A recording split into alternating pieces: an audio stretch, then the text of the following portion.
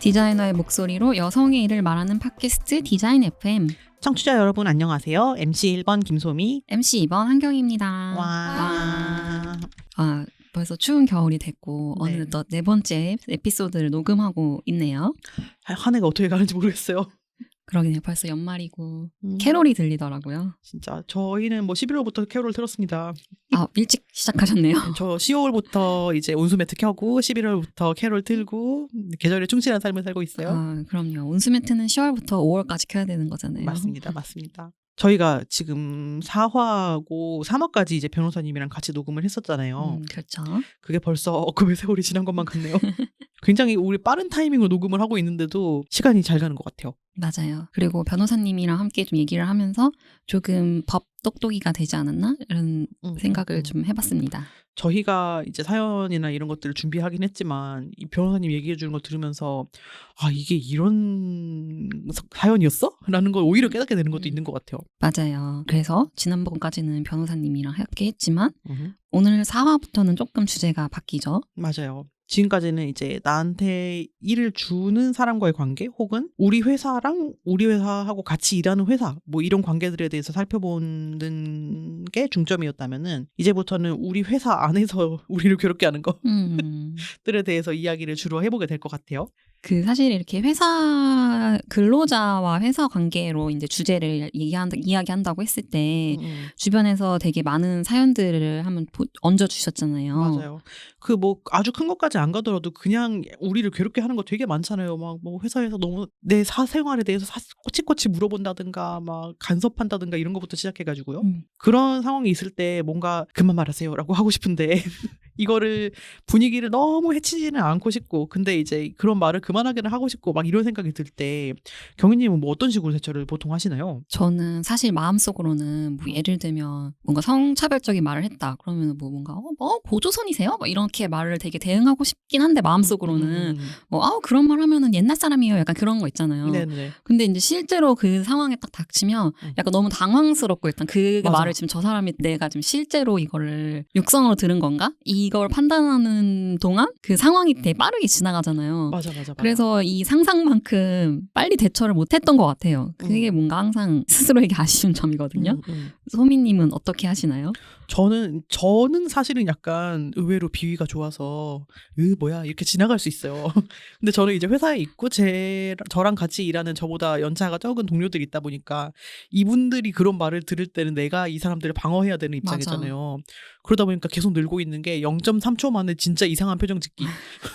회사나 아니면 미팅하는 상대방이나 이런 사람들 이상한 말 하면은 그 왜 토마스 기차 표정 뭔지 아세요? 주름 많은 표정이요. 네, 그런 표정으로 이러고 보는 거야 그냥. 저도 그냥 약간 그러니까 이렇게는 많이 하는 것 같아요. 근데 그래도 약간 눈치가 있는 분들은 그 표정이 나오면은 이런 말 하지 말아야 되는데 라고 그 말도 솔직히 짜증은 나지만 하기는 하더라고. 그러면은 이제 막 그걸 알면서 말을 했어 이렇게. 그리고 대부분 그런 말 하는 사람들은 그런 말 하면 안 되는 거 알지 않나요? 알지. 왜 그런 얘기 있잖아요. 인터넷에 막 이 얘기를 딸한테도 할 수 있냐라고 할 때까지도 사람들이 못 알아듣다가 상사 딸한테도 할 수 있냐 이러면은 그때부터는 안 될 것 같다고. 그러니까요. 참 그런 애매모호하진 않지만 뭔가 상황에 따라서 바로 받아치기 어려운 그런 문제들이 발생을 하는데 이럴 때 참 어떻게 하면 지혜롭게 해결할 수 있을지 좀 고민이 되는데 이제 그걸 저희끼리 고민하지 말고 전문가 선생님이랑 이야기를 한번 나눠봐야겠죠? 그래서 이번 디자인 FM 시즌5는 2023년 청년 성평등 문화 액션 크루 그럼에도 우리는 2기 활동으로 빠띠의 지원을 받고 있고요. 이렇게 각 분야의 전문가를 모시고 우리 디자이너들끼리만 끙끙 앓던 부분을 속 시원하게 해결하는 코너로 준비를 하고 있습니다. 네, 이번 4화에서는 직장 내 괴롭힘이라는 주제로 이야기해 주실 노무법인 돌꽃의 김세정 노무사님과 함께합니다. 와. 노무사님 안녕하세요. 안녕하세요. 안녕하세요. 노무사님 자기소개 간단히 좀 해주세요. 네. 예, 너무 반갑습니다. 예, 노동인권을 위해 일하는 페미니스트 김세정입니다. 와. 예, 그 소개받은 대로 노무법인 돌곳에서 일하고 있고요. 각종 뭐 노동 상담도 하고 사건 대리도 하고 교육도 하는데 그중에서 이제 사건은 노동자하고 노동조합만 대리를 하고 있습니다. 뭐 여러 가지 단체들에서 하고 있고요. 그냥 제 간략한 인생사는 그전에 원래 비정규 노동운동을 하다가 대학 시절에 그러다가 페미니즘을 알게 됐고 이제 이것이 나의 삶을 가장 잘 설명할 수 있겠다라는 생각이 들어서 이제 여성운동으로 방향을 틀어가지고 활동가로 잠시 있다가 노무사가 되었고요. 그래서 이렇게 지내다 보니 어떤 좋은 기회에 FDSC를 만나게 됐고 또 우리를 만나게 해주신 여러 우연에 감사하면서 이 자리에 기쁜 마음으로 왔습니다. 네, 편하게 연락하고 도움 드릴 수 있는 사람이 되면 좋겠습니다. 이쯤 되면 저희가 노무사님을 만난 게 행운이 아닌지. 정말로 저희가 정말 그 섭외를 한 다음에 정말 깜짝 놀랐습니다. 프로필 받아보고 막 문장마다 이 기백과 간지가 사용자 입장은 대리하지 않는다. 그만 감동했다. 첫 번째 문장부터 페미니스트 노무사 하면서 우리는 페미니스트 디자이너인데. 소미님이 크게 감동하셨습니다. 감사합니다. 영광이에요. 저희가 이제 노무사님 소개해드리기 전에 하는 얘기를 들으셨을 텐데, 설마 노무사님한테도 이런 말을 하는 사람들이 있나요? 크게 혼나고 싶은 분들이 있으신가? 직장 내 성희롱을 시작? 이렇게. 놀랍게도 저도 일하는 여성이라는 입장은 똑같아서요. 이런 얘기를 가끔씩은 듣습니다. 그래서 아까 뭐 대응에 대해서 말씀을 해주셨는데 저도 비슷하게 하는 것 같아요. 뚫어지게 쳐다보기. 이렇게 아무 말도 안 하고 있으면은 약간 흠칫하더라고요. 저도 요새 그런 말 하면 촌스러워요. 이렇게 말도 해요. 막 뭐 폭력적이에요. 이렇게 말하거나 하면은 약간 사람들이 좀 진입장벽 같은 게 있어가지고 반응도 굉장히 세게 나오는데 이제 누구나 힙하고 싶은 욕망은 마음속에 한 가지씩 있기 때문에 촌스럽다는 말을 들으면은 이게 좀 시정이 되는 것 같더라고요. 네, 그렇기도 하고. 차별이에요. 이것보다 촌스러워요. 네, 촌스럽다고. 그리고 이제 심지어는 어디 이제 사건 하러 가가지고 저는 이제 노동위원회에서 공익위원들이 이제 마치 판사처럼 하는 사람들인데 그런 분들한테서도 무례한 말을 들을 때가 있어요. 네, 그러면은 이제 또 저는 증거를 굉장히 중시하는 삶을 살다 보니 바로 그때 이제 그런 말을 들으면 떨어지게 쳐다보다가 옆 사람에게 들으셨어요? 이렇게 네, 왜냐하면 사람이 진술해줄 수 있잖아요. 그런 식으로 확인도 하고 뭐 그러고 있습니다. 네. 의외의 꿀팁을 지금 얻고 가는 것 같네요. 증거를 그때그때 사사건건 수집을 해야 되는구나. 증거 및 증인 수집. 이번 화도 기대가 됩니다. 그러면 이제 기대가 되는 만큼 오늘 사연도 굉장히 어마어마한 사연이 있다고 하는데 한번 사연을 읽어보면서 본격적으로 시작해 볼게요. 소미님이 한번 소개해 주시겠어요? 네, 이 사연 굉장히 읽기 전에부터 열기 받고 있는데 시작을 해보겠습니다. 네.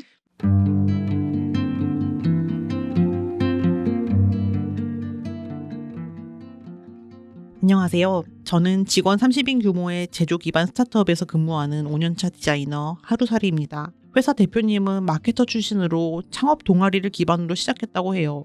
회사의 비전이나 제품에 대해 관심을 가지고 입사한 터라 첫 시작은 너무 행복했습니다. 문제는 이번 채용 기간에 저와 같이 들어온 40대 초반의 마케팅 팀장님인데요. 대기업이나 광고기획사 경력이 있어서 본인 나름대로의 자부심도 넘치고 본인도 MZ세대라며 젊은 감각을 다지고 있다고 계속 스스로를 어필하는 타입입니다. 첫 프로젝트를 맡아 진행하면서 저에게 디자인에 힘 빼지 마. 디자인은 대세에 지장 없어. 일정 맞춰서 제품 나가는 게 제일 중요한 거야 라면서 하루 안에 마무리하라고 스케줄을 짜는데 제가 판단하기에는 앞만 봐도 그 스케줄의 완성은 불가능했어요. 처음엔 어쨌든 스케줄에 맞춰보려고 결과물을 가져가려고 했는데 빨리 하겠다고 하면서도 수정이 막 한두 개가 아니고 그걸 다 반영하려니까 야근이 당연하게 이어지더라고요. 어쩌다 야근을 하지 않으면 은근히 눈치도 주고 일이 적다고 생각했는지 수정을 더 많이 주는 상황이 되었어요. 이렇게 저로서도 불만이 쌓여가고 있었는데 얼마 전 투자자 대상으로 선보이는 중요한 프로젝트를 진행하다가 일이 터졌어요. 분명 전체 회의에서 신경을 많이 써야 되는 중요한 프로젝트다라는 이야기를 여러 번 들었는데 팀장님은 저에게 대충 빨리 일단 쳐내라라고 지시를 하더라고요. 저는 그렇게 빨리빨리만 하면은 제대로 된 퀄리티가 안 나온다. 이렇게 중요한 프로젝트는 시간이 필요하다 얘기를 했습니다. 그랬더니 갑자기 일정 관리를 그렇게밖에 못하냐면서 허공에 욕을 하고 소리를 지르더라고요. 저도 너무 당황해서 잠깐 굳어있다가 사람들이 있는데 욕을 하는 건 아니신 것 같고 결론적으로 이건 무리다, 조정을 부탁드린다 말씀을 드렸어요. 차분하게 말한다고 했지만 나와서 손이 다 떨리더라고요. 그래도 제가 좋게 말했으니까 어떻게 해결이 될 거라고 생각했는데 제 앞에서는 욕한 건 미안하다, 윗선에 스케줄 말해가지고 뭐 어떻게 해보겠다 이렇게 하셔놓고 다른 팀원들한테는 저에 대한 뒷담화를 하고 다니시는 게 제 귀에까지 들리더라고요. 아끼는 부하 직원이라 신경 써줬더니 고마운 줄을 모르고 여자랑 일하면 이렇게 예민하고 찡찡대고 힘들어. 아유 예술병에 걸려가지고 저러다 시집이나 가겠지. 뭐 대충 이런 내용이었습니다. 심지어는 저희 회사 내부 소통 툴에서 저희 대표랑 저에 대한 뒷담화를 한 것까지 발견이 됐어요. 대표님은 저와 같은 여성임에도 중재도 없고 팀장님 하소연에 맞장구만 치더라고요. 이렇게 상사분들과 사이가 안 좋다 보니 이대로 다녀야 되나? 라는 생각이 들었어요. 회사의 방향성이 저랑 잘 맞아서 일 자체에 대한 만족도는 높은데 퇴사만이 답일까요? 이런 상황을 해결하는 다른 방법은 없을까요?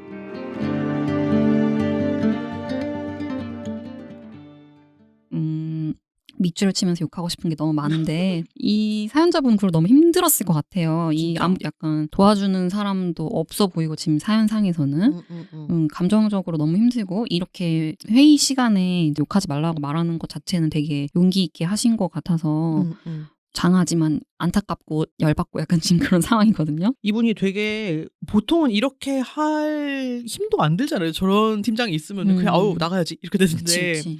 네, 어쨌든 지금 그럼에도 불구하고 일에 대한 만족도는 높은데 더 다니고 싶은데 해결하고 싶다라고 생각을 하시는 게 대단한 것 같은데 여기 보니까 이제 뭐 디자인 팀장님 이런 언급이 없는 걸로 봐서 이런 우리 팀장님은 없거나 없는 거나 다름없거나인 것 같죠? 그러니까 마케팅 팀 소속이 아니면 다른 팀 팀장이 나한테 지금 이렇게 말을 하는 거잖아요. 그러니까 가만히 안 있어. 뭔가 회사가 애초에 디자인을 별로 중시하는 회사는 아니라는 인상이 들어요. 그러네요. 자꾸 일정 얘기만 하고 힘 빼지 말라 그러고 아주 힘이 빠지네요. 정말. 공장이야. 정말. 네, 화가 나는데요. 예. 농사님 사연을 어떻게 들으셨나요? 뭐랄까요. 많이들 접할 수 있는 상황인 것 같아요. 뭐 무리한 업무 지시라던가 뭐 욕이나 폭언 같은 거는 말할 필요도 없고요. 근데 마음이 좀 굉장히 안 좋다는 생각이 항상 드는데요. 이 사건도 그렇네요. 네, 그러면 이제 여기 사연에서 발견되는 문제점이랑 좀 해결할 수 있는 방법, 그리고 이 사연자분에게 도움이 될 만한 그런 것들을 좀 같이 얘기해보면 좋을 것 같아요. 아까 이제 무리한 업무 지시라든가 폭언 막 이런 식으로 몇 가지 얘기를 해주셨는데 그런 포인트들을 좀 짚어볼 수 있을까요? 예, 방금 말씀해주신 뭐 이제 무리한 업무 지시 이런 것들은 뭐 괴롭힘의 행위 유형이 무엇이냐 요 부분으로 좀 측면으로 봐야 될 것 같고 그 전에 이제 괴롭힘이냐 아니냐부터 좀 판단할 수 있는 거를 말씀드려야 될 것 같아요. 네. 괴롭힘이 무엇인가를 법에 이제 다 정확하게 규정이 되어 있어가지고 그거를 하나씩 설명을 드리면 우리가 직장 안에서 발생하는 모든 갈등 상황을 어떤 법적으로 해결하도록 만들어지지는 않았어요. 그래서 법에서 정한 요건들을 충족했을 때에만 직장 내 괴롭힘이라고 판단을 할 수가 있게 되어 있는데요. 그래서 직장 내 괴롭힘이라고 볼 수 있으려면 4가지 요건을 충족을 해야 됩니다. 첫 번째로는 사용자 또는 근로자가 행위자여야 돼요.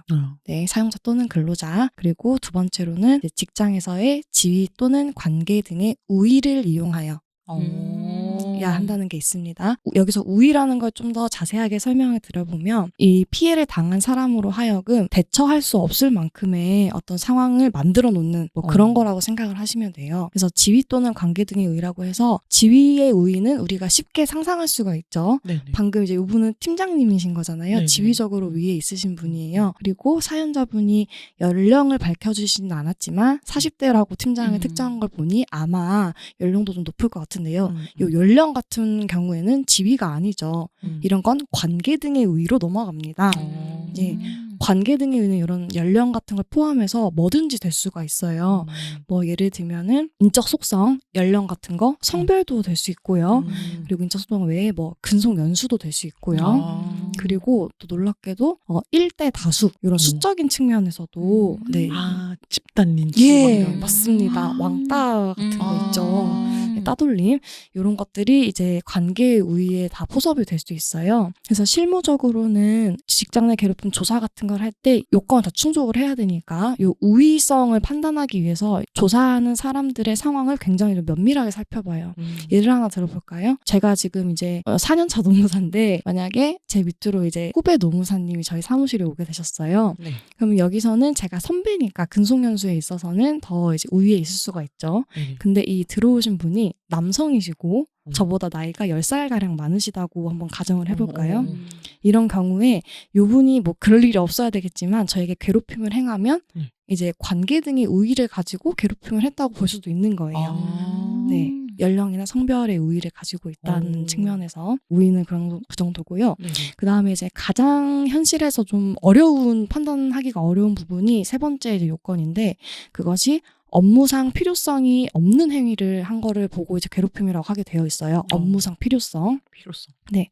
그건 이제 고용노동부 매뉴얼에 따르면은 두 가지로 이렇게 설명을 하고 있는데 업무상 필요성이 아예 없는 행위. 예를 들자면은 제가 뭐 회계팀이에요. 전무가 저한테 와가지고 화분이 말랐는데 너 이때까지 뭐 했냐. 나무 하나도 제대로 못 키우면서. 만약에 제가 나무 관리하는 사람으로 갔으면 그 발언 자체가 일단 좀 문제적이긴 한데 어쨌든 나무 관리하는 사람이었으면 그런 지적이 필요할 수도 있죠 업무적으로. 근데 저는 회계팀이란 말이에요. 이런 건 업무상 필요성이 없죠. 네, 직관적으로 설명하면 이렇고요. 그럼 업무상 필요성이 아예 없거나 혹은 업무상 필요성은 있는데 사회 통념상 그 행위 양태가 상당하지 않을 것이라고 되어 있는데 말이 좀 어렵죠. 이거는 이제 업무상 필요성은 있는데 누가 봐도 저건 좀 하는 그런 거를 뜻하거든요. 예시를 들어보면은 제가 피해자인데 뭐 예를 들어서 저에게 행위를 한 사람이 저를 불러다가 업무적으로 저의 미비한 거를 이렇게 지적을 해요. 뭐 그럴 수 있잖아요. 직장에서는. 그쵸. 근데 지적을 하면서 네가 만든 건 쓰레기야. 쓰레기 가져와서 되겠어? 이게 실제 고용노동 매뉴얼에 다 있는 사례입니다. 네. 그렇게 이제 말을 하면은 지적은 업무상 필요성이 있을 수 있죠. 근데 쓰레기라고 말하는 거 이건 사회 통념상 행위 형태 상당하지 않죠. 그건 좀 네, 이런 것들이 이제 업무상 필요성이 없는 행위다. 이렇게 되고요. 네, 마지막으로는 결과 요건으로서 신체적 정신적 고통을 유발하거나 근무 환경을 악화시킬 것. 이런 게 있어요. 그래서 실제로는 많은 분들이 정신의학과 같은 데 가서 이제 직장 내 뭐 갈등, 뭐 괴롭힘으로 인한 뭐 불안장애, 뭐 이런 거를 뭐 진단을 받아오시기도 하거든요. 그런 게 있으면 그런 결과가 발생했다는데 되게 좋은 증거가 되겠죠. 예, 이렇게 네 가지로 설명을 드릴 수 있겠고요. 그리고 제일 중요하고도 좀 안타까운 부분이 있는데 직장 내 괴롭힘의 정의는 근로기준법 제76조의 2에 있고요. 그렇다면 이 근로기준법에서 이제 범위가 결정이 되는데 근로기준법 11조를 보면은 거기에 적용 범위라고 해가지고 5인 이상 사업장에만 적용되는 것들 5인 미만 사업장에도 적용되는 것들을 따로 나눠놨어요. 그래서 좀 슬프게도 직장 내 괴롭힘에 관한 조항은 5인 이상 사업장에만 적용이 됩니다. 5인 이상이라는 게 근로자 수. 네, 상시 근로자 수. 그래서 가끔 헷갈리실 수 있는데 대표님 포함해서 5명이에요. 하면 어떨까요? 5인 이상일까요? 아닌 것 같아요. 네, 상시 근로자 수여야 됩니다. 근데 이 상시 근로자에는 비정규직 그거 포함이 되는 거죠? 네, 고용 형태, 뭐 근무 시간, 뭐 이런 거 다 상관없이 그냥 뭐 알바도 무조건 예, 다 거기 상시 근로자수에 포함이 됩니다. 그러면 제가 이거 자꾸 질문드려 죄송한데 저희가 직원이 많았다 적었다를 너무 반복하는 회사여서 예를 들어 어떨 때는 3인이었다, 어떨 때는 6인이었다가 하는 식으로 그러니까 잠깐 쓰는 알바가 많은 사업장이면은 그 평균을 내나요? 네, 정말 그 중요한 부분인데요. 근로기준법 이제 시행령에 보면은 상시 근로자 수를 계산하는 방법이 나와요. 그런 식으로 이제 예를 들면 뭐 이번 주에는 뭐 6명 일하고 다음 주에는 3명 일하고 이럴 수 있잖아요. 이런 것도 뭐 평균을 내가지고 상시 근로자수 판단해야 된다 이런 이제 계산식이 나와 있습니다. 그래서 거기에 따라가지고 판단을 해보시면 돼요. 그러면은 이 괴롭힘으로 내가 구제를 받기 위해서는 5명이 넘어야만 한다는 슬픈. 그것 좀 슬프네요. 보통 작으면 작을수록 이런 일이 발생하기 좀 쉬운데. 네, 완전 맞습니다. 그건 좀 아쉽네요. 이제 사연자분 같은 경우에는 30인 이상이라고 했으니까 이제 이 법이 성립이 될 조건은 갖춰진 것 같아요.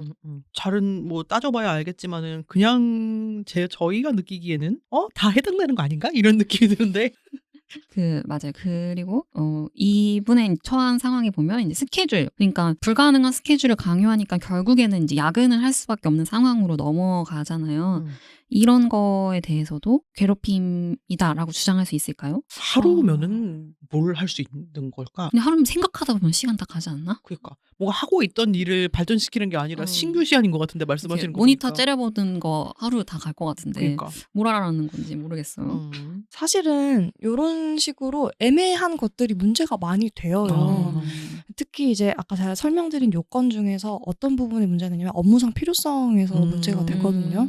회사 입장에서는 기한을 맞추고 이 회사 뭐 제조업 중심의 회사라서 공기나 이런 네, 게. 네. 네네. 그런 게 중요한 회사니까 뭐 필요할 수도 있을 수도 있습니다. 네, 그런데 뭐 이렇게 업무상 필요성 측면에서 좀 이렇게 애매할 수가 있어가지고 좀 기준을 좀 알려드리고 싶어요. 네네. 아까 이제 제가 직관적인 이제 기준들은 설명을 들었고, 요거하고 이제 관련해서 좀 판단에 참고할 만한 하급식 판결이 있거든요.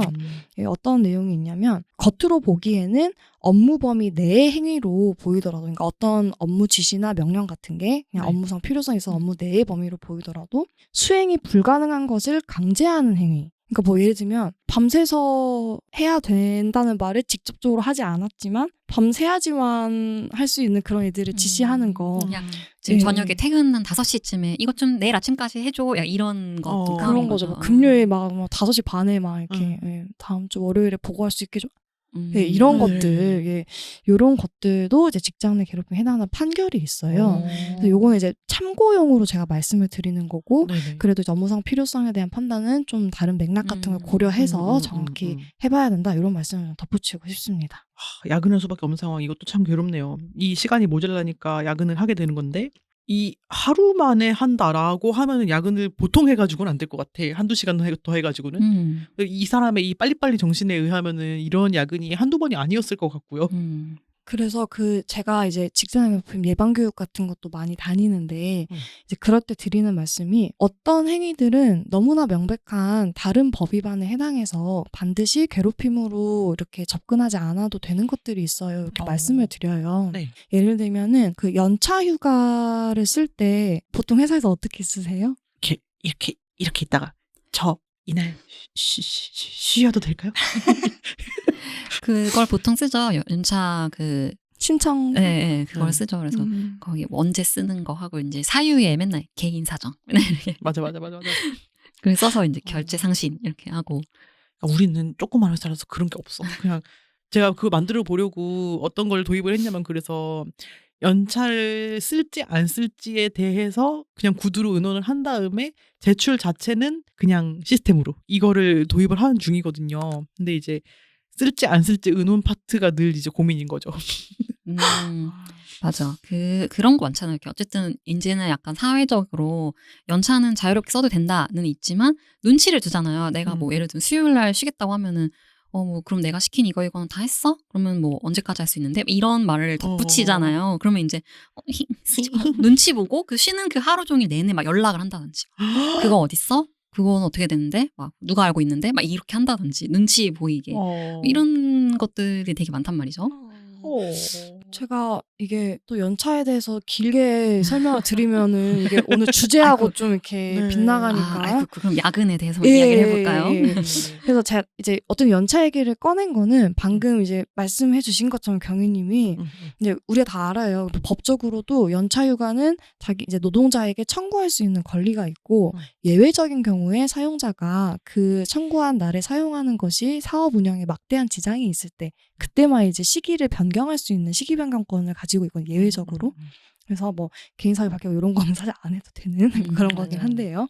어쨌든 그런 것들이 있는데 회사에서 너 연차 쓰지 마. 절대로 허가 안 해줄 거야. 이렇게 하는 경우들이 있어요. 네, 진짜 그 정도로? 정말 있어요. 그게 직장 내 괴롭힘일 수도 있지만 제가 드리고 싶은 말씀은 연차 휴가를 자유롭게 쓸 수 있는 권리를 침해한 법 위반 행위라는 거거든요. 그럼 거기로도 접근을 할 수 있다는 거예요. 그래서 요 야근할 수밖에 없는 상황도 비슷하게 접근을 해볼 수 있을 것 같아요. 이 괴롭힘인지 아닌지 판단도 해볼 수 있겠지만 어쨌든 이제 퇴근 시간 이후에 추가적인 업무 이렇게 강제한다는 측면에서 네네. 당연히 좀 이제 근로기준법에서 우리가 정한 주 52시간 이런 거 들어보셨잖아요. 네네네. 근무 시간을 초과해서 일을 하게 할 수도 있고, 뭐 이분의 뭐 임금 체계가 어떻게 되어 있는지는 모르겠지만 야근 같은 걸 했을 때 수당 같은 거를 지급을 해줘야 되는데 이제 그런 건 어떻게 되는지 안 주면 법 위반이겠죠. 예, 이런 식으로 다른 법 위반에 해당할 수도 있다. 그런 것도 같이 검토해보면 좋겠다. 네네. 이런 말씀을 교육 때 꼭 드리고 이분께도 좀 드리고 싶네요. 네.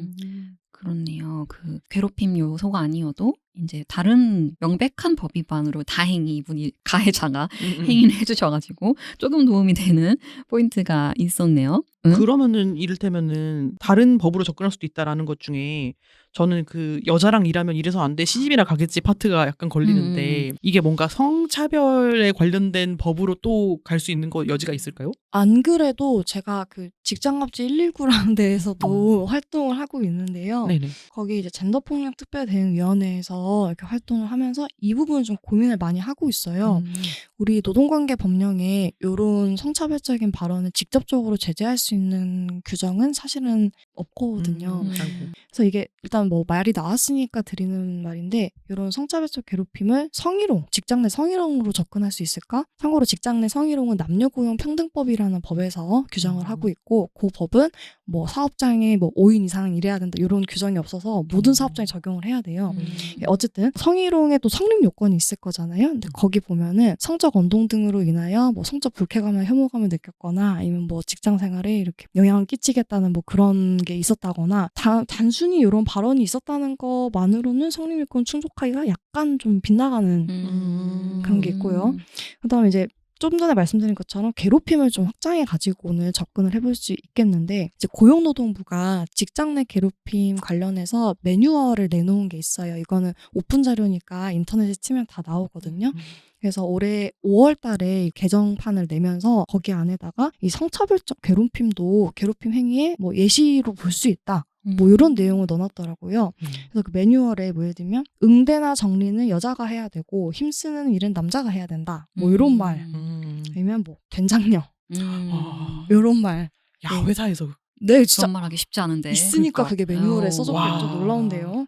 네, 아무튼 그런 것도 이제 직장 괴롭힘 행위 예시로 볼 수 있다고 이번에 좀 추가를 해놔가지고 이 부분도 성희롱보다는 괴롭힘으로 좀 접근을 해볼 수 있지 않을까? 이런 생각이 지금은 있습니다. 그리고 이 사연에서 보면 욕을 했잖아요, 허공에. 네. 네, 욕을 하고 뒷담화를 하고 뭐 이런 것들. 그리고 이제 심지어 메신저 같은 걸로 이제 자기 대표님이랑 욕하고 메신저로 욕한 건 눈에 보이는 증거를 또 이분이 남겨주셨고 이제 허공에 한 거는 증거 수집이 안 된 채로 이렇게 날아갔잖아요. 이런 말적으로 좀 기분 나쁘게 나에 대해 욕을 한 것들에 대해서는 어떻게 접근할 수 있을까, 이분이? 이게 욕을 한 게 내가 기분 나쁜 것도 나쁜 건데 다 같이 있는 자리에서 욕을 해서 내 평판을 떨어뜨린 것도 있을 것 같아. 모욕죄다, 모욕죄.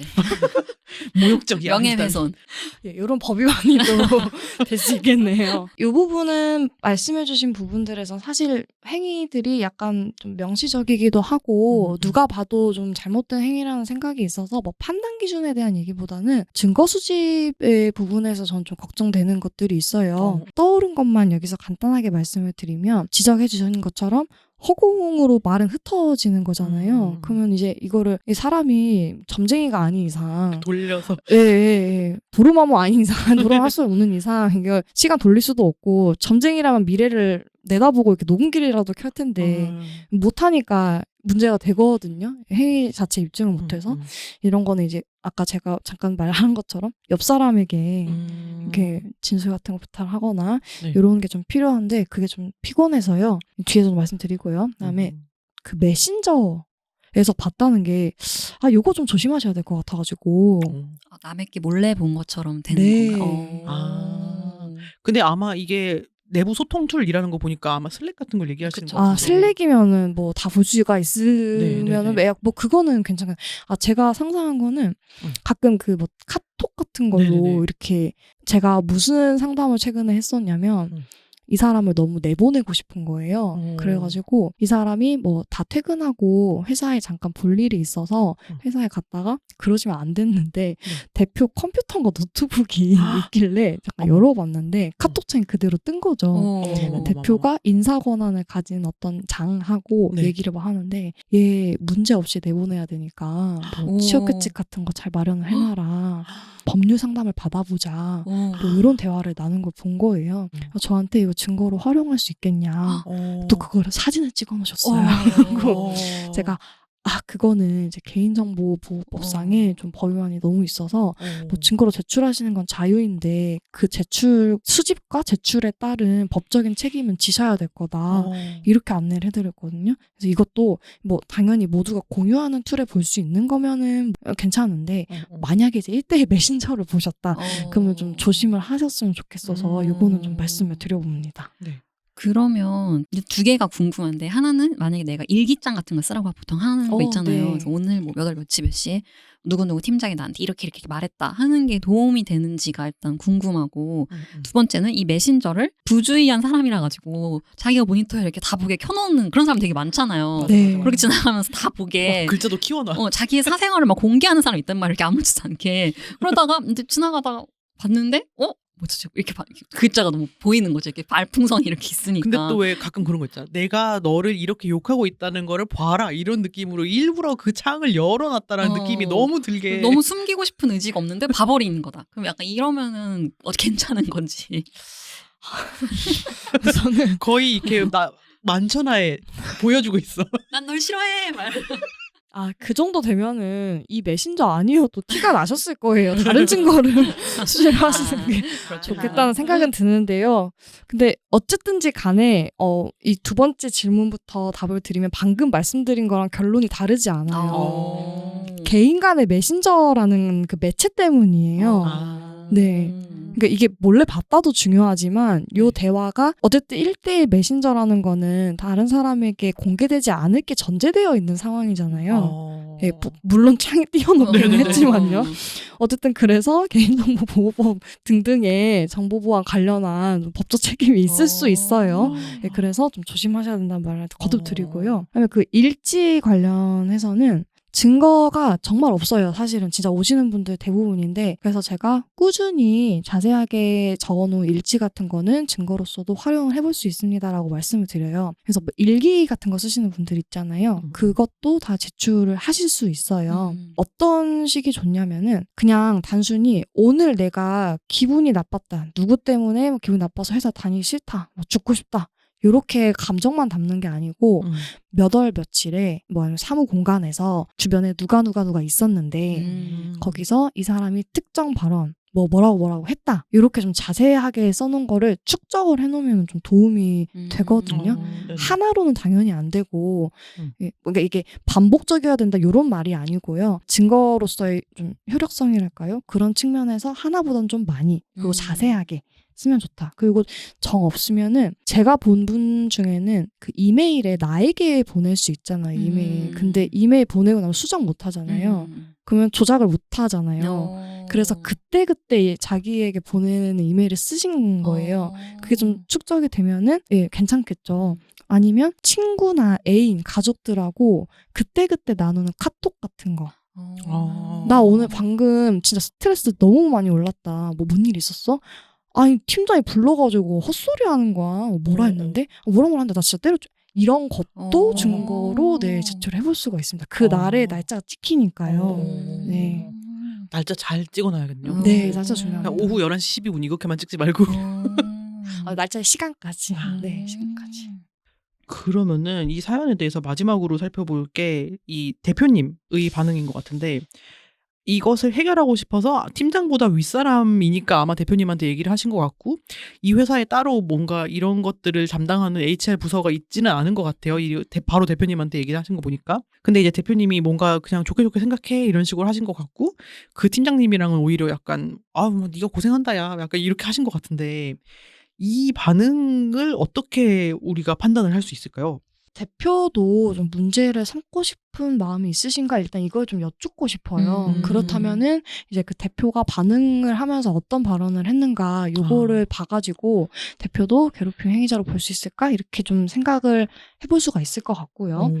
그 외에 이제 말씀하신 것처럼 내부에 이제 그 고충 처리를 하는 뭐 그런 기구나 담당자가 없다 하면 당연히 대표한테 해야 되는 건데 모르겠습니다. 제가 이 사연에서는 대표하고 면담 같은 걸 하셨을까? 그렇진 않은 것 네, 같아요. 그렇지는 않은 것 같은데요. 그냥 말만 잠깐 하신 그쵸. 것 같은데. 네네. 만약에 그 대표님하고 말을 했는데도 이런 상황이 시정이 안 되고 뭐 그런다면은 우리가 그 이제 근로기준법 76조의 3을 보면은 거기에 뭐 신고는 누가 할 수 있고 뭐 어쩌고저쩌고 뭐 회사의 뭐 의무 같은 게 적어져 있어요. 거기 보면 회사가 이제 괴롭힘에 대한 조사나 처리 같은 걸 누구의 명시적인 신고가 없어도 인지를 통한 조사도 할 수 있도록 되어 있거든요. 다 경찰서 같은 데는 안 다니시는 게 좋은데 혹시 인지조사 이런 거 들어보셨나요? 들어는 봤던 것 같아요. 들어보셨죠? 그냥 사건이 일어난 것 같으니까 그렇죠. 수사를 지금부터 하겠다. 정확한 설명이십니다. 오. 네, 명시적인 신고 같은 게 없지만 이 수사랄까 조사할 수 있는 자가 이 사실이 있구나라는 걸 알면서 인지를 했으면은 이제 그거에 대해서 조사를 하도록 되어 있어요. 근로기준법 보면은.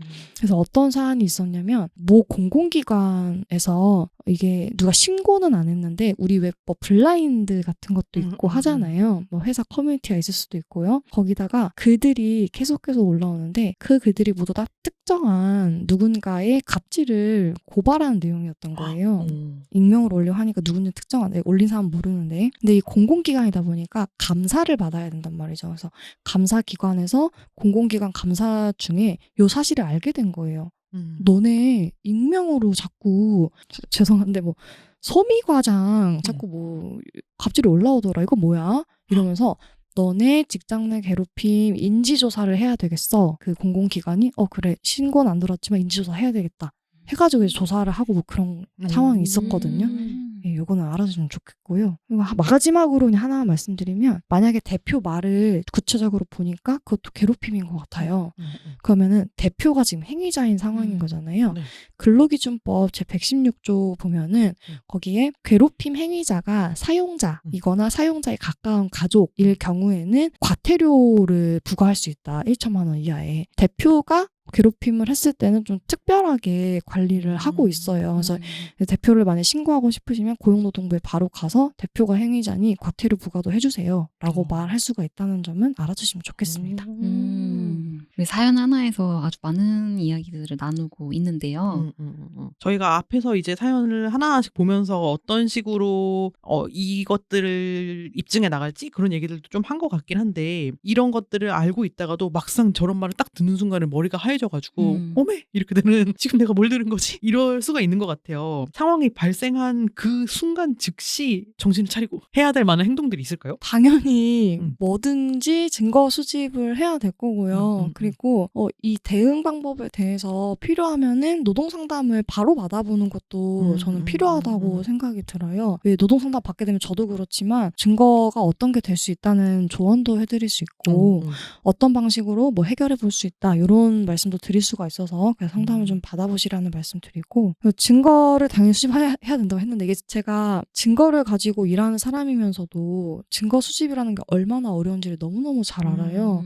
예, 그런데도 이제 증거 수집을 하셔야 돼서 그래서 네네. 뭐 증거 수집 같은 걸 어떻게 하면 잘할 수 있을까? 이런 말씀을 조금 드려보면은 뭐 증거는 뭐 정말 당연히 뭐든지 될 수 있고요. 아까 말씀드렸듯이 뭐 일지, 뭐 카카오톡 대화 이런 거 당연히 되고 뭐 녹음도 너무 좋다고 하면 안 되지만요. 네, 직접 증거가 될 수 있겠죠. 근데 요 녹음 관련해서 많은 분들이 좀 여쭤보는 게 있어요. 근데 그 녹음을 막 해도 돼요? 위법 아니에요? 뭐 불법 아니에요? 이렇게 불법 도청 막. 그렇죠. 예. 또 올 상반기에 그런 기사들이 좀 나왔었거든요. 그쵸.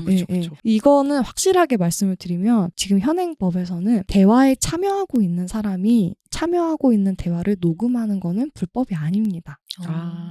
예를 들면 우리 셋이서 지금 얘기를 하고 있잖아요. 네네. 제가 녹음을 지금 하고 있고 이거를 녹음하는 행위, 녹음한 네네. 거를 가지고 활용하는 행위는 법 위반이 아니고요. 근데 저희끼리 얘기를 하고 있는데 만약에 방음이 잘 안 된다고 했을 때 네네. 밖에 지나가는 사람이 녹음을 하고 있어요.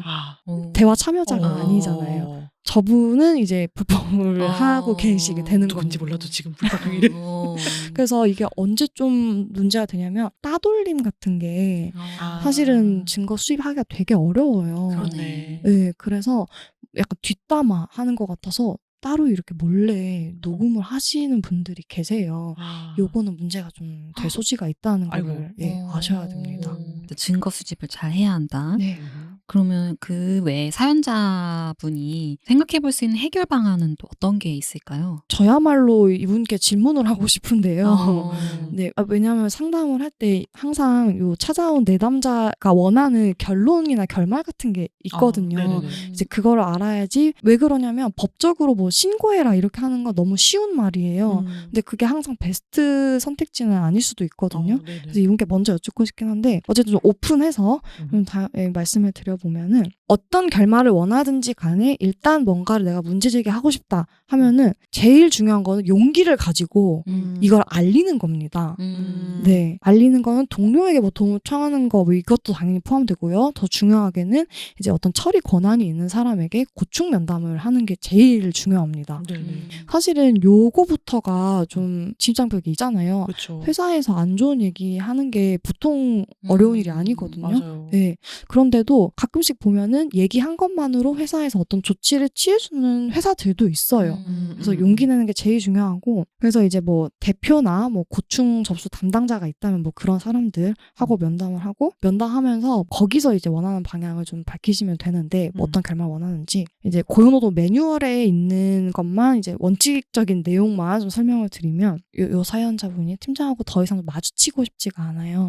그러면 뭐 분리 정도만 해주면 좋겠어요. 업무 분리나 뭐 장소 분리 이런 걸 원한다 하면은 조사 같은 건 따로 하지 않고 대표 같은 이제 인사 권한이 있는 사람이 봐서 적절하게 이렇게 조치를 취해주면 된다고 되어 있고요. 두 번째로 그건 아니고 사과를 좀 받고 싶다 내가. 네, 그런 분들도 계시거든요. 그러면은 이제 막 정식으로 이제 막 참고인도 부르고 이렇게 정식으로 조사하는 건 아니지만 사실관계 조사를 해가지고 사과를 하려면 어쨌든 잘못된 행위가 있어야 되는 거잖아요. 그래서 그 행위를 좀 확인을 위한 약식 조사를 해서 괴롭힘이 맞는 것 같다. 이렇게 결론이 나면은 이제 그 행위자한테 사과하셔야 되겠네요. 이렇게 말을 하고 그래서 사과하겠다 하면 이제 그걸로 그냥 합의를 통해서 이렇게 마무리를 할 수도 있습니다. 근데 이런 것도 저런 것도 하기 싫고 혹은 이런 것도 저런 것도 해봤는데 별 소용이 없었어요. 그렇다면은 정식 조사해가지고 정식적인 해결을 할 수도 있어요.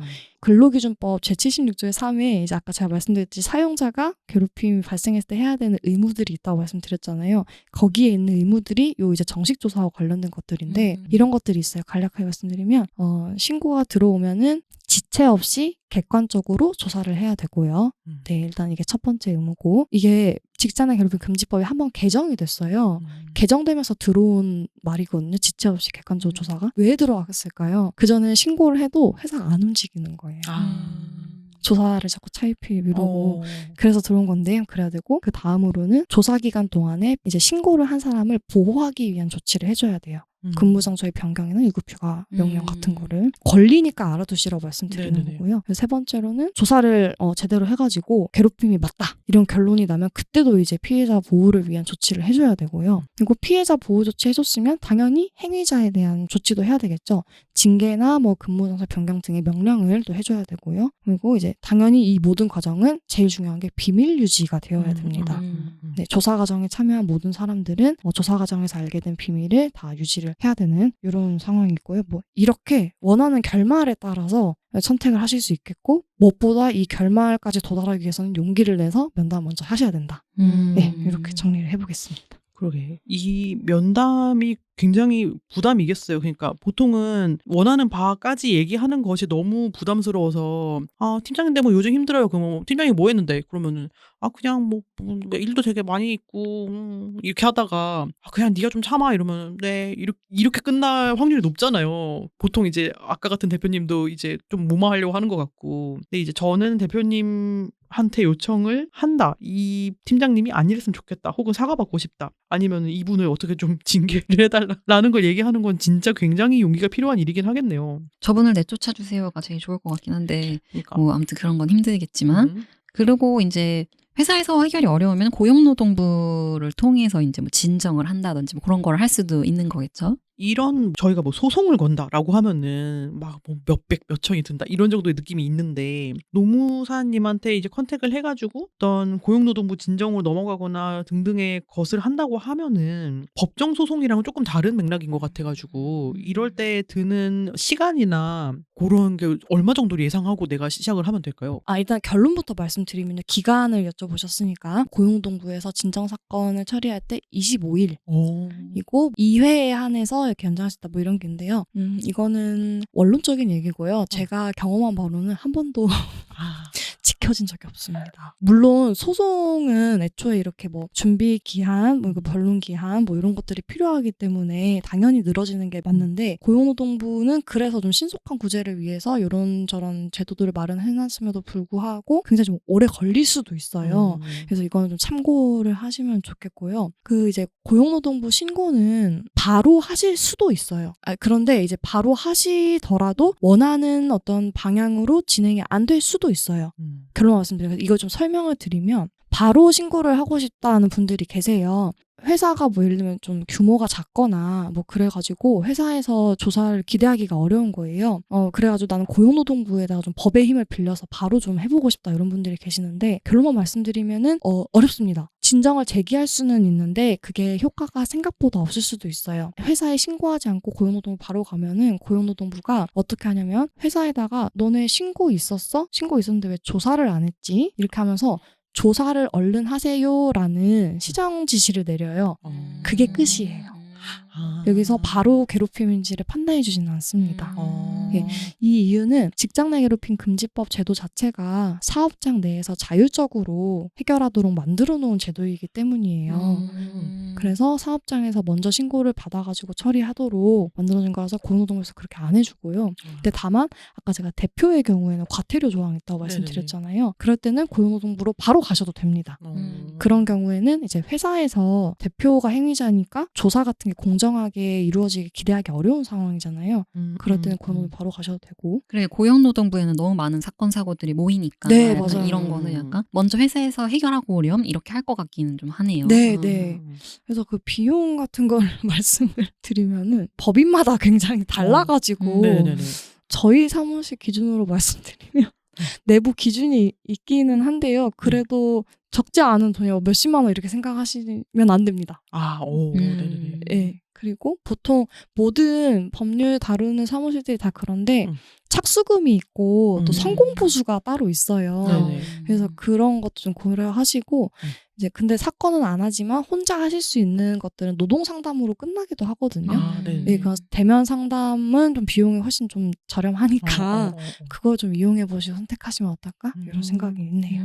그 말씀하신 그 보수가 나오는 그런 것들은 뭔가 대리인이 돼가지고 이제 고용노동부 가서 대신 싸워주고 약간 이런 그렇죠. 걸 했을 때 말씀이신 거고 당연히 진정서도 써서 제출하고 모든 과정을 다 그냥 하는 거예요. 근데 그냥 단순하게 뭔가 좀 힘들고 이거를 약간 막막하잖아요. 어떻게 해나가야 될지 막막하고 잘 모를 때 전문가의 도움 조금만 있었으면 좋겠다 싶을 때는 상담으로 접근을 하면 된다는 말씀이신 거죠. 그래서 많이들 찾아오시는 게 이게 괴롭힘인가 아닌가 긴가민가 할 때 이럴 때나 아니면 신고를 하고 싶은데 이게 회사에 신고를 해야 되는지 고용노동부에 바로 가도 되는지 신고 방법 모를 때 그리고 이런 분들도 있어요. 사내 신고했는데 회사가 조사를 안 해줘요.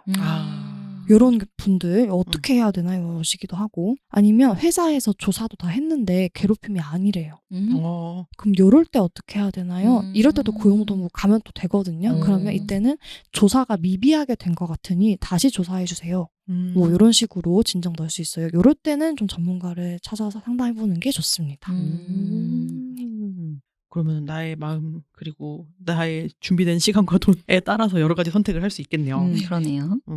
그 이제 사연자분이 이제 요 노무사님의 답변을 듣고 어느 정도 마음에 따라서 이제 정리가 되실 것 같은데 그러면 반대로 규모가 작은 회사일 때 이런 일에 대해서 뭐 대비나 교육도 좀 잘 안 돼 있을 것 같고 그렇습니다. 왜 5인 이하면 잘 뭐 해당도 안 되고 뭐 어쩌고 막 이런 일이 있잖아요. 회사 차원에서 이제 이런 일이 발생했다. 내가 대표인데 다른 직원들이 막 북치고 장구치고 막 이런 일이 있었다. 그러면 어떻게 해야 할지 혹은 그런 일이 사전에 발생하지 않기 위해서는 어떤 노력을 해야 할까요? 일단 당연히 조직 문화의 측면에서 접근을 해야 된다 이런 말씀 드릴 수밖에 없을 것 같아요. 네네. 보통 괴롭힘 사건들 다 보면은 괴롭힘 행위 하나만 있었던 게 아니더라고요. 다 그런 말이나 행동이 나올 수 있는 게 용인되는 분위기가 다 형성이 되어 있어요. 그래서 이제 형식적인 교육 말고 좀 이렇게 인식 개선 같은 게 좀 필요하다 이런 말씀 드리고, 제가 이런 예방교육 다니면서 가끔 자주 소개하는 일화가 있는데요. 그 양치기 소년 네네. 이야기 아시죠? 네. 네, 그 늑대가 나타. 그거를 이제 예시로 많이 들어서 설명을 하는데, 괴롭힘을 어떻게 우리가 바라봐야 될까에 대해서 우리 양치기 소년 얘기 한번 다 떠올려 보셨을 때 거짓말쟁이다 이거 말고 좀 문제적인 인권 문제적인 부분들을 생각을 해볼 수가 있는데요. 한번 생각해 볼까요, 같이? 어떤 게 있을 수 있을까요? 늑대가 나타났다고 소년이 계속 그랬어. 그래서 사람들이 늑대가 나타났는데 이 소년의 말을 아무도 안 믿어줬어. 근데 처음엔 믿었는데 나중에는 안 믿게 되는 게 포인트죠. 그거 말고도 그냥 양치기 소년의 상황을 한번 생각을 해보면 어떨까요? 상황. 계속 그 양치기 소년이 늑대가 계속 안 나타났는데 늑대가 나타났다고 한 거 맞죠? 네. 제가 그냥 답을 말했죠. 이 자식 왜 거짓말을 하는 거야? 한 25년쯤에 들어가지고 기억이 잘 안 나. 이게 양치기 소년이 일단은 혼자서 소년인데 혼자 일하고 있어요. 어머. 어머. 우리 노동관 어떡해. 아무도 지금, 의심하지 네. 않았어. 소년 노동에 대해서 아이고 청소년이. 네, 청소년이 양을 치고 있네. 아이고. 네, 우리 근로기준법에서는 청소년의 노동은 또 특별하게 보호하고 있어요. 아이고. 이제 그런 법이 없는가 한번 살펴봐야 되겠죠. 네네. 그리고 혼자서 일합니다. 양은 많을 텐데요. 어머. 소년이 혼자 감당할 수 있는 무리했어. 그렇죠. 이렇게 보면은 이 얘기가 이제 색다르게 들린다는 말이에요. 아이고. 걔가 혼자서 어떻게 보면 아동 노동권의 침해 상황을 늑대가 나타난다는 거짓말로 이거 표현한 걸 수도 있어요. 어머. 고발한 걸 수도 있어요. 어머. 어떡해. 이 어른들이 근데 그걸 무시했어. 네. 어른들이 찾아왔는데 아무것도 안 해주고 가잖아요. 어머. 네. 거짓말한다고 애는 혼내기 나고 네. 세상에나. 네. 이거를 괜히 말씀드린 게 아니고요. 어머. 괴롭힘도 이렇게 봐야 된다는 거예요. 괴롭힘을 가끔씩 보면은 누가 예민해서 맞아. 네, 많이들 그래요. 네. 아니면 그 행위자가 진짜 못된 놈이어서 응. 이렇게 개인 문제로 치안도 하고요. 네. 요새 진짜 제가 그런 말 진짜 싫어하는데 MZ들이 문제야 이런 많이 하세요.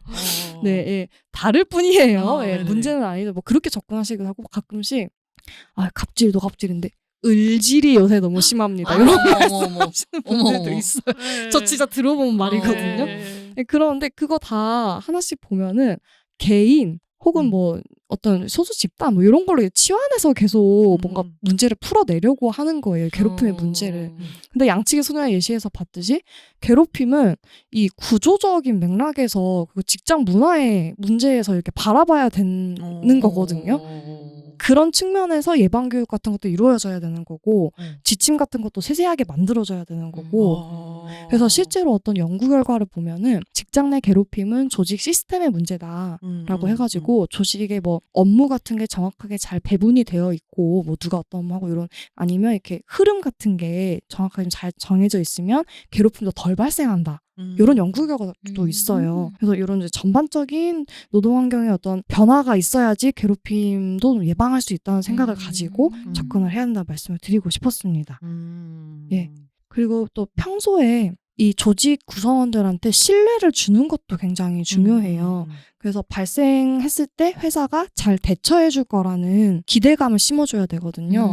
네, 그런 것들은 뭐 예를 들면 고충 접수나 뭐 신고할 수 있는 창구도 마련해 놓으면은 그게 형식적일 수는 있지만 어쨌든 신뢰가 좀 생길 수 있겠죠. 그리고 뭔 사건이 발생했을 때 한번 제대로 하는 거예요. 객관적이고 공정하고 합리적인 조사 하는 거예요. 그럼 다른 사람들이 보기에도 좀 신뢰가 생기겠죠. 이런 식으로 하는 거구나. 그럴 거고 피해자 보호 조치나 행위자 징계 같은 것도 제대로 하면 좋겠죠. 뭐 징계 수위가 뭐 너무 세야 된다 이런 말씀은 아니지만 쿨하게 막 잘라. 그럼 부당해고의 또 여지가 있을 수 있기 때문에 그렇지 어쨌든 제대로 하는 모습을 보여주면 신뢰도 올라갈 수 있다는 거예요. 이런 것도 좀 가능하게 하는 뭐 규정을 좀 정비를 하고 예컨대 상시근로자 10인 이상 사업장에는 취업규칙을 반드시 마련을 해놔야 되거든요. 10인 이상은 의무고 그것보다 적어도 만들 수는 있어요. 이건 고민 한번 해보세요. 네네. 그래서 우리 법에 보면 취업규칙에 직장 내 괴롭힘 예방 및 발생 시 조치에 관해서 반드시 쓰도록 되어 있어요. 보통 회사들 이거 많이 어기거든요. 이런 것도 위반하면 과태료 500만 원 이하 맞을 수 있으니까 신고를 할 수도 있고 좀 주의를 해야 돼요. 아무튼 그런 식으로 이제 신뢰를 만들 수 있는 좀 절차들을 미리미리 갖춰놓는 것도 너무너무 중요하다. 이런 말씀을 드리고 싶었습니다. 네네네. 예방책이 생각보다 많잖아요. 우리가 이런 일을 잘 예방하고 그리고 그 말씀이 되게 인상적이네요. 이게 한 명의 어떤 개인의 문제가 아니고 다 같이 조직적으로 그런 분위기가 있고 그 용인되는 그런 문화 때문에 발생하는 게 크다라는 게 되게 인상적인 것 같아요. 저는 이제 약간 관리직? 확실히 관리직이지. 관리직의 입장이다 보니까 이거를 실제로 도입을 할 때, 그러니까 이런 문화를 만들 때 어떻게 해야 될지도 좀 고민이 되는데, 왜냐면은 뭐 그런 거 없어도 지금까지 잘 일했는데 라고 생각하는 사람을 설득하는 게 또 일이잖아요. 그랬을 때 처벌받아요 이거 말고 이렇게 살다가 어느 날 처벌받아요 말고 어떻게 이런 것을 우리가 함께 도입을 해야 합니다를 다 같이 얘기할 수 있는 팁 같은 게 있을까요? 이 정말 어렵네요. 그러다 큰일 나요 말고. 제가 그 예방교육 많이 다닌다고 했잖아요. 네네네. 그럴 때 가끔 이게 관리자 대상 교육도 따로 하기도 해요. 그럴 때 이제 이 괴롭힘 방금 접근을 어떻게 해야 될까 양치소년 막 이런 얘기도 네네네. 하면서 아까 뭐 연구 결과 이런 말씀 드리면서 이제 그런 식으로 좀 접근을 많이 하거든요. 연구 결과 보여주고 이게 그러니까 어떤 사건을 해결하는 측면이 아니라 네. 이 사건 자체가 없도록 하는 거 그리고 이 사건이 발생하는 게 이 회사 운영 전반적인 부분에도 영향이 있다는 거 악영향이 네. 이런 부분 좀 강조를 하는 것 같아요. 뭐 예를 들면은 이제 또 연구 결과 중에서 괴롭힘이 발생했을 때 옆에 목격한 사람들, 동료들에게도 어떤 영향이 있는가를 막 보여주는 그런 연구 결과들도 있거든요. 전반적인 지표들이 가리키는 거는 조직 중심적인 사고나 뭐 신뢰도 같은 게 굉장히 하락하는 지표들이에요. 그래서 그런 걸 얘기해주면서 괴롭힘은 사건 해결에만 지금 중요한 게 아니고 회사를 잘 운영하고 하기 위한 데서 너무너무 필요하다. 이거 관리하는 것이 뭐 이렇게 설득을 좀 하긴 하는데 이게 가능할지는 모르겠네요. 우리 회사에서. 예, 저는 그렇게 교육을 합니다. 네. 어떻게 힘써 보겠습니다. 화이팅입니다, 선배님. 예, 예. 네. 아유, 쉽지가 않다. 아무튼 네, 그러면은 저희가 굉장히 많은 이야기 잘 들어봤고 화이팅 하도록 하겠고요. 네. 오늘 그러면은 이제 또 마무리하기 전에 그 청취자분들의 짧은 질문들을 모아가지고 노무사님과 이야기하는 코너를 또 진행을 해볼게요. 이 첫 번째 질문 경희님이 소개를 해주시겠어요? 닉네임 지켜보고 있다 님의 사연입니다. 안녕하세요. 저는 3년차 디자이너입니다. 회사 상사분이 성적인 농담을 자주 하시는데요. 저한테 직접 하는 것은 아니고 얼마 전 새로 들어온 신입사원분이 그 대상입니다. 신입사원분은 아무래도 어떠한 반응도 없이 그냥 하하 웃고 넘기시곤 하는데 제가 너무 듣고 싶지 않더라고요. 이런 경우에 당사자가 아니더라도 신고가 가능할까요? 괜히 신입사원한테 해가 될까봐 좀 조심스럽네요 라고 보내주셨어요. 이거 할 수 있을까요, 노무사님? 어떨까요? 근데 약간 하고 싶어, 일단 이런 마음은. 일이 있어요라고 이렇게 뭔가 얘기는 할 수 있을 것 같아요. 투고 형식으로. 저 사람이 그런 것 같은데, 라든지 아니면은 약간 이 신입사원분한테 혹시 이제 고려를 해봤냐, 괴롭힘으로 내가 증인을 해주겠다. 걱정을 하지 말고 신고를 하시게 이렇게 할 수는 있을 것 같다는 생각이 드네요. 답을 말씀하셨는데.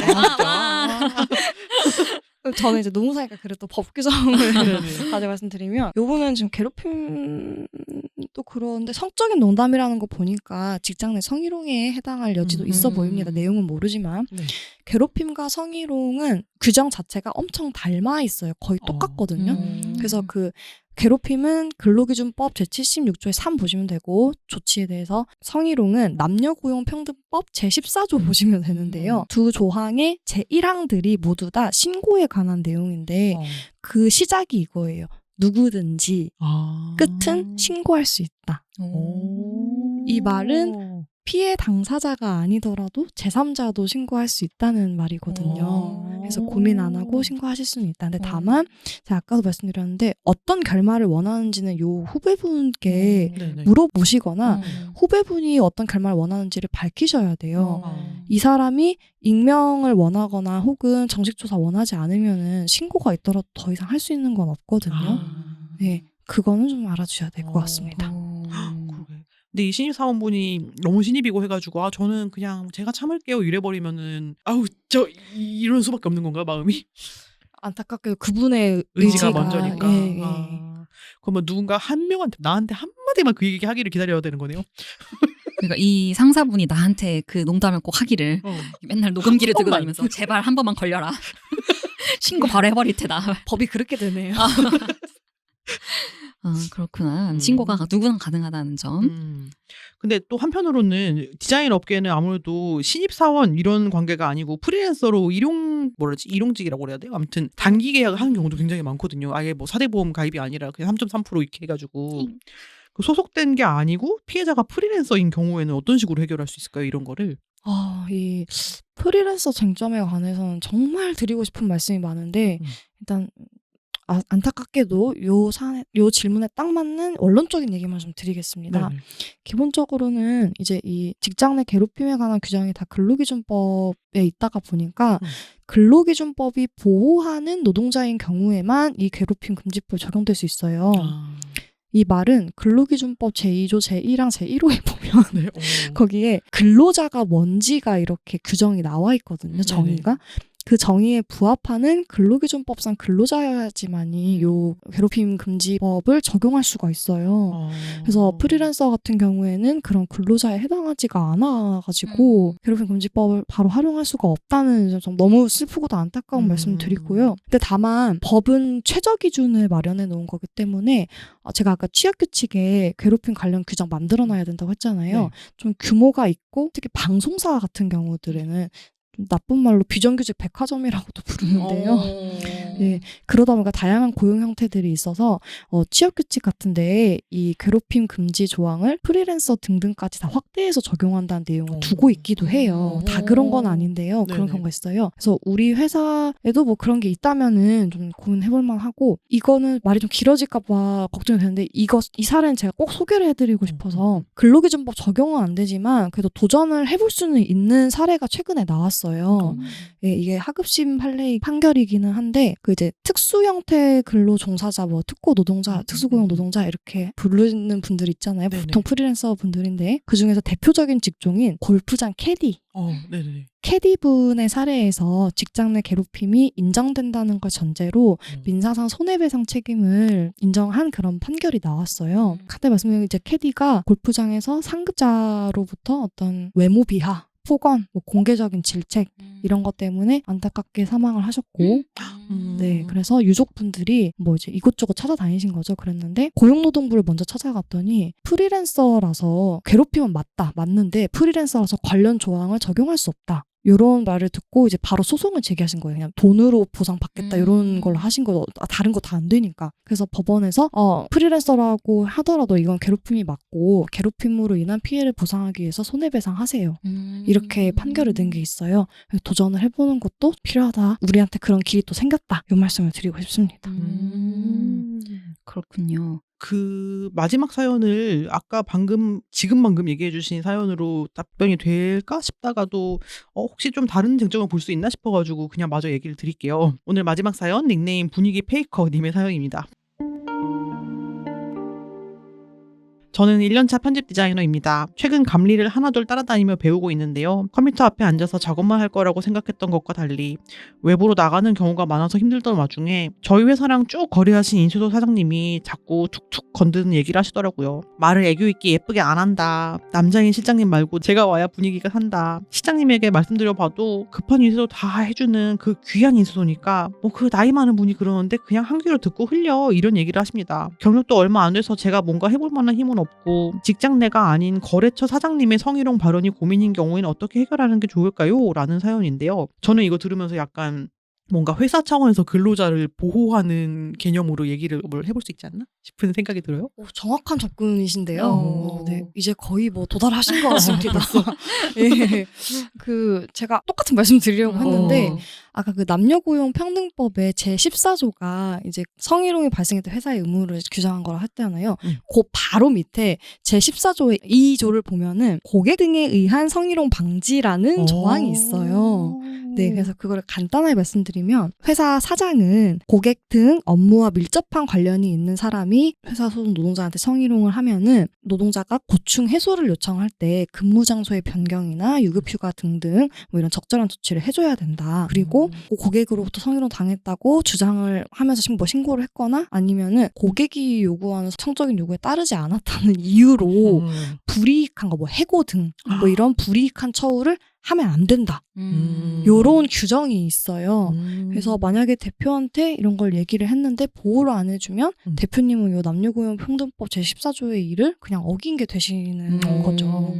네, 좀 보호 조치 요청해 볼 수 있을 것 같습니다. 끄덕끄덕. 대표님 법 위반이십니다 하고 이렇게 그치. 협박 아닌 협박을 좀 해볼 수 있겠네요. 그러니까 역시 회사가 직원을 보호해줘야 된다는 이런 거는 약간 강조가 잘 안 되는 것 같아요. 맞아. 요즘 최근에 또 아주 큰 사건이 있었잖아요. 회사가 직원을 보호를 하기는커녕 아이고 큰일 났다 이러면서 우리 잘라버리고. 잘못이 아니에요. 막 이렇게 하는 그러니까. 그런 게 좀 많은데 회사도 직원을 보호해야 된다라는 제발 부탁드립니다. 네. 오늘 아주 많은 이야기들을 듣고 배우는 시간이었는데요. 긴 시간 다양한 사연에 답변해주신 노무사님을 이제 감사의 인사와 함께 보내드리고 다음 화에서 뵙도록 하겠습니다. 네, 노무사님 너무 감사드리고 오늘 소감 한마디만 짧게 해주시겠어요? 제가 아까 자꾸 교육을 많이 하는 얘기를 자꾸 드리게 되는데 사실 괴롭힘, 성희롱에 대한 쟁점을 좀 자세하게 말씀드리면 2시간도 부족해요. 네. 오늘도 드리고 싶은 말씀이 많았는데 그래도 사연 중심으로 설명을 하면서 좀 그래도 많은 부분을 말씀을 드릴 수 있었던 것 같고요. 그리고 제일 중요한 거는 혼자서 판단하거나 혼자서 고민하지 마실 것을 너무 강조를 드려요. 주변 사람한테 알리고 뭔가 기록하고 필요하면 노동상담 받아야지 제대로 처리할 수 있거든요.